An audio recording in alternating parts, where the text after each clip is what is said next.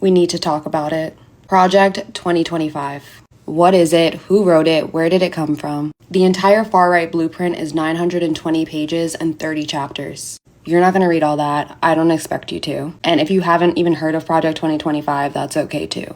But you do need to know what's in it because it's pretty terrifying. Think a playbook for Handmaid's Tale, essentially turning the US into Gilead. I've looked for some good, easy explanations of Project 2025, and there really aren't that many. This is going to be the most comprehensive and simple explanation of 2025 that you're going to get.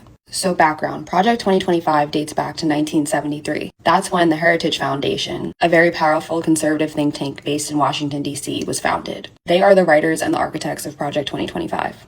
And their main mission and goal is to move America to a more far-right Christian nationalist state. They originally came to prominence when they wrote their first manifesto in 1981 titled A Mandate for Leadership. And get this, those very same policies were the ones that were used and implemented in the Reagan administration.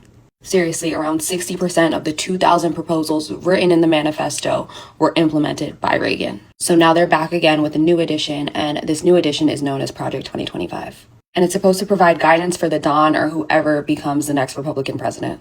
And these 900 pages and 30 chapters are written by professors, doctors, scientists, lawyers, scholars on each subject.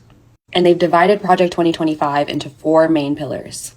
The first is policy, which is this big book. The second is personnel. They're creating this huge conservative database, think LinkedIn, but for DJT loyalists.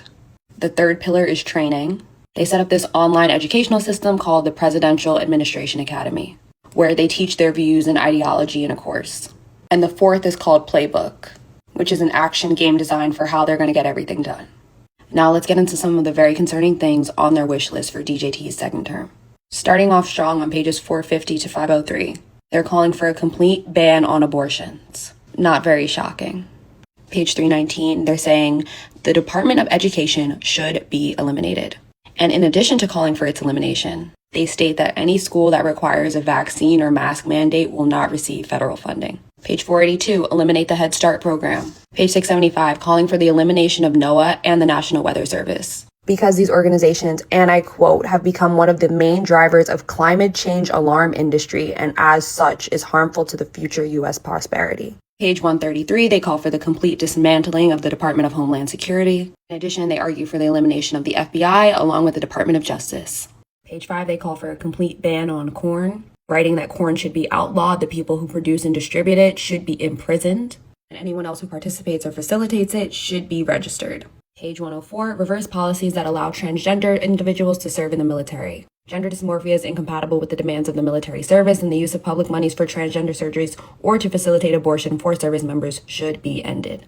And there's so much more, including the possibility of ending birthright citizenship, banning African American and gender studies in all levels of education, calling for an ending of any DEI programs, getting rid of gay marriage, ending the Affordable Care Act, and it also calls for the mass deportation of immigrants and proposes a plan to round up illegal migrants and lock them up and put them in camps. But perhaps one of the most troubling and well thought out plans is the move to reclassify federal workers under what is known as Schedule F. Now, I'm going to get a little HR heavy, but please stick with me because it's so important. Now, there are 2 types of federal employees. The first group are merit-based workers. These are career positions. These people have earned them through going to school, getting work experience. They're either considered experts or they could be a part of the support staff. These people are hired because they know their stuff. Think an engineer at NASA or a scientist at the FDA. And their federal jobs have protections. Now, the other class are at-will or appointed workers. These employees tend to serve at the pleasure of the president or the administration, which basically means they can be fired or replaced at any time. To put it all in context, there are about 2 million of the first class of merit-based employees, and only about 4,000 political appointed ones. Under this new plan of Schedule F, they'd reclassify a bunch of the regular civil servants into political appointees. That way the Don can replace them with loyalists. Now, how does replacing all of these people help him carry out his plan? Let's do an example. Under Schedule F, DJT could take a scientist at the FDA, fire him, and then replace him with, let's say, a scientist who wouldn't give clearance to birth control or the abortion pill, therefore making it illegal and inaccessible without having to go through the courts, without having to go through Congress. By the way, they specifically lay this out in the plan in the 900 pages. Now, remember what I said about the whole conservative LinkedIn? That's the database they're going to use to fill these positions. A bunch of unqualified loyalists.